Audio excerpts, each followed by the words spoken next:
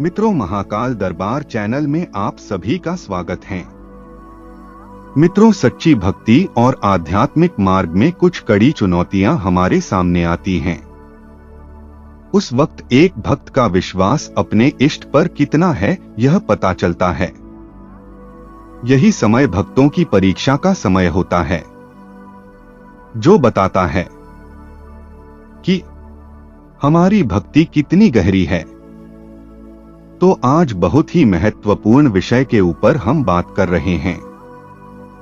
यह जो परीक्षाएं हैं, इनका क्या स्वरूप होता है, किस रूप में भगवान हमारी परीक्षा लेते हैं, इनका उद्देश्य क्या होता है और कैसे इन परीक्षाओं से गुजरना होता है। तो सबसे पहले यदि बात करें कि भगवान शिव अपने भक्तों के लिए यह परीक्षाओं की स्थिति क्यों पैदा करते हैं। भक्त के जीवन की परीक्षा भक्त को अपनी भक्ति में मजबूत करती है। यह परीक्षाएं भक्त को अधिक सहनशील और समझदार बनाती हैं। आपका दृष्टिकोण पहले से ज्यादा विशाल होने लगता है।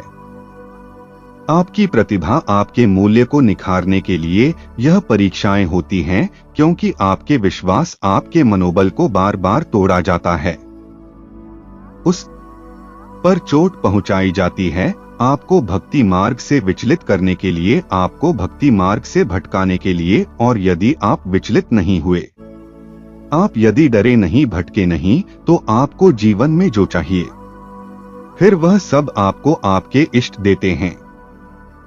आइए जानते हैं कि परीक्षाओं का क्या स्वरूप होता है। हमने पाया कि 3 स्वरूपों में भगवान अपने भक्तों की परीक्षा लेते हैं।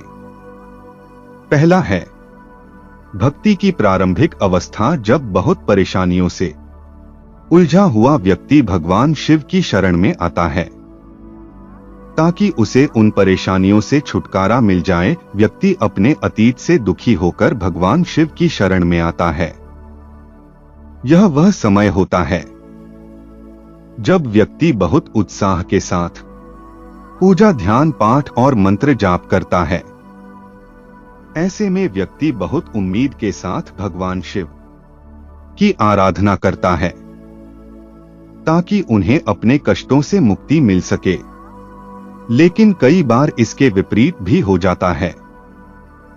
हालांकि ऐसा भी नहीं है कि आप और दुखी हो जाएंगे, पर इसके साथ साथ यह भी होगा जो हम आपको बताने जा रहे हैं, क्योंकि आप अब देवीय शक्ति की आराधना कर रहे हैं, उसका ध्यान कर रहे हैं, तो नेचुरली आपके जीवन में सकारात्मकता और आनंद की अनुभूति होगी। कुछ संकेत भी आपको मिलेंगे, जैसे प्रारंभिक अवस्था में स्वप्न में शिवलिंग के दर्शन होना, जो भी आपके इष्ट हैं उनके दर्शन होना, स्वप्न में मंदिर दिखाई देना, दिव्य दृष्टि स्वप्न में दिखाई देना, देव दर्शन होना, आपके अंदर भक्ति भाव का बढ़ जाना। इस प्रारंभिक अवस्था में भक्ति भाव बहुत अधिक बढ़ता है, क्योंकि भक्त के अंदर नया नया उत्साह होता है। उसे लगता है कि अब उसके कष्ट समाप्त होंगे, उसे सुख की प्राप्ति होगी। तो इस वजह से भक्ति भाव बहुत बढ़ने लग जाता है और व्यक्ति के अंदर एक आनंद की अनुभूति होती रहती है। परंतु कई बार उसको भौतिक जीवन में कठिनाइयों का सामना करना पड़ सकता है, क्योंकि शिव भक्ति हर किसी को प्राप्त नहीं होती है। बड़े भाग्य से, बड़े पुण्य से शिव भक्ति प्राप्त होती है। भक्ति के प्रारंभिक अवस्था में कई बार कार्य सिद्धि में विलंब होने लगता है और अलग अलग व्यक्तियों को उनकी भक्ति के हिसाब से, उनकी ऊर्जा के हिसाब से, उनके कर्म बंधनों के हिसाब से अलग अलग चैलेंज फेस करने पड़ते हैं। हर भक्त की अलग अलग परीक्षाएं होती हैं। जैसे आपने देखा होगा कि कई बार भक्ति करने से घर में मनमुटाव जैसी स्थिति उत्पन्न होने लगती है। भक्ति करते समय शरीर में दर्द होता है, पूजा में बैठने पर ध्यान नहीं लगता है या बहुत ही अनचाहे विचार मन में आने लगते हैं। ऐसे में भक्ति नहीं हो पाती है। ऐसा लगता है कि अब कार्य पूर्ण होने वाला है, लेकिन अंत में वह जो कार्य है वह पूर्ण नहीं होता है। जैसे आपको सकारात्मक ऊर्जा का अनुभव होता है, वही आपको कुछ अनचाही परिस्थितियों से गुजरना पड़ता है। लेकिन अगर ऐसा कुछ हो रहा है तो यकीन मानिए यह बहुत अच्छा संकेत है, जिसका अर्थ है कि आपकी शिव भक्ति सफल हो रही है। यह हर भक्त के साथ प्रारंभिक अवस्था में होता है, लेकिन आपको घबराना नहीं है। देखिए, इसका कारण है कि जब आप कष्टों से मुक्ति पाने के लिए शिव भक्ति करते हैं, तो जो आपके पुराने कार्मिक बंधन है वह क्षीण होने लगते हैं और इस प्रक्रिया में असफलता हाथ लगती है। यह ठीक वैसे ही जैसे यदि आपने एक गिलास में पानी डाला है तो उस गिलास से पानी ही बाहर निकलेगा, यानी जो आपने बोया है वही आपको मिलेगा। यदि आपने पहले कुछ बुरे कर्म किए हैं तो भक्ति के द्वारा पहले उन बुरे कर्मों को काटा जाता है, जिससे हमारा आगे आने वाला सारा जीवन सुखमय हो सके। हम तो ऐसे ही डोल जाते हैं, जरा सा दुख आया नहीं और हम भक्ति को ही छोड़ देते हैं। भक्ति के दौरान यदि आप सुखी नहीं हैं, तो समझ लीजिए कि आपके जन्मों जन्मों के जो पाप है, जो बुरा प्रारब्ध है, भगवान शिव उसे काट रहे हैं। इसलिए धैर्य बनाए रखें, क्योंकि यह वह समय है जब बहुत कुछ अच्छा आपके जीवन में आने वाला है। अब आते हैं दूसरे चरण पर। इस चरण में भक्ति की परीक्षाओं का स्वरूप थोड़ा बदल जाता है, क्योंकि जो प्रारंभिक लेवल था उसमें भौतिक जीवन से जुड़े सुख दुख आते हैं और फिर बाद में उनका निवारण भी हो जाता है। अगर आप अपने लेवल पर दृढ़ रहते हैं, डगमगाया नहीं, तो भक्ति के दूसरे चरण में आपके कार्य बनने शुरू हो जाते हैं।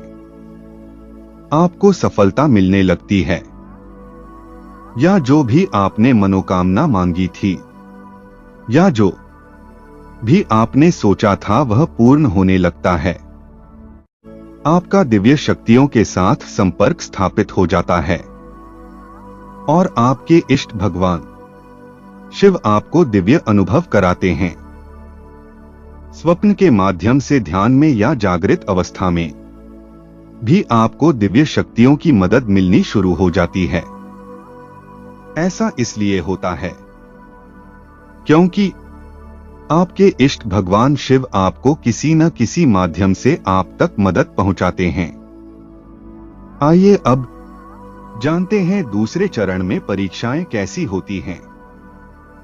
दूसरे चरण में आपके मन की परीक्षा होती है। माया का माया जाल मन को चंचल बना देता है। संसार का आकर्षण मन को भक्ति से हटाने लगता है। मन में लालच, विकार आदि बढ़ जाते हैं। इस प्रकार की वृत्तियां मनुष्य को घेर लेती है। जब आप पूजा पाठ करते हैं, तब आपका मन आपको पूजा में ज्यादा समय बैठने नहीं देता है। शरीर आकर्षण आपको घेरने लगता है। इस दूसरे चरण में साधक को बहुत संभल कर रहने की आवश्यकता होती है। इस माया जाल से साधक को बचकर चलना चाहिए। अगर इसमें फंस गए तो जो आपने इतनी मेहनत से पुण्य अर्जित किए हैं उनका क्षय हो जाता है। फिर वह इस स्थिति में आ जाता है जिस स्थिति में वह पहले था। अब बात करते हैं तीसरे चरण की। देखिए, यह जो परीक्षा की मैं बात कर रहा हूं यह तब होती है जब मनुष्य शिव भक्ति या आध्यात्मिक के क्षेत्र में बहुत ऊंचा उठ जाता है।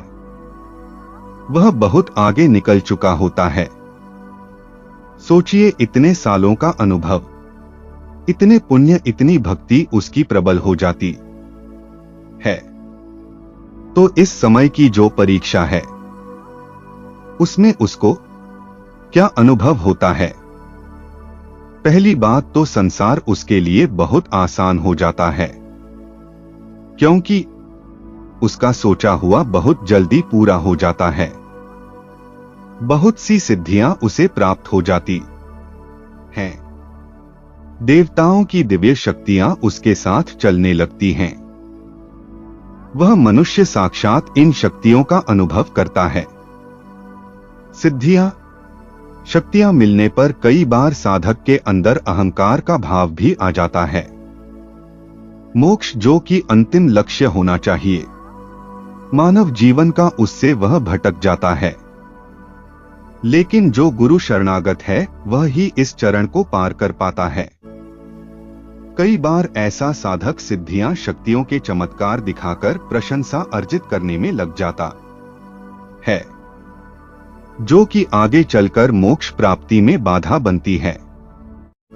जब साधक को सिद्धियां मिल जाती हैं, तो वह अपना अपना अतीत भूल जाता है कि कैसे उसने भक्ति शुरू की और आज वह इस भक्ति के सहारे कहां से कहां आ गया।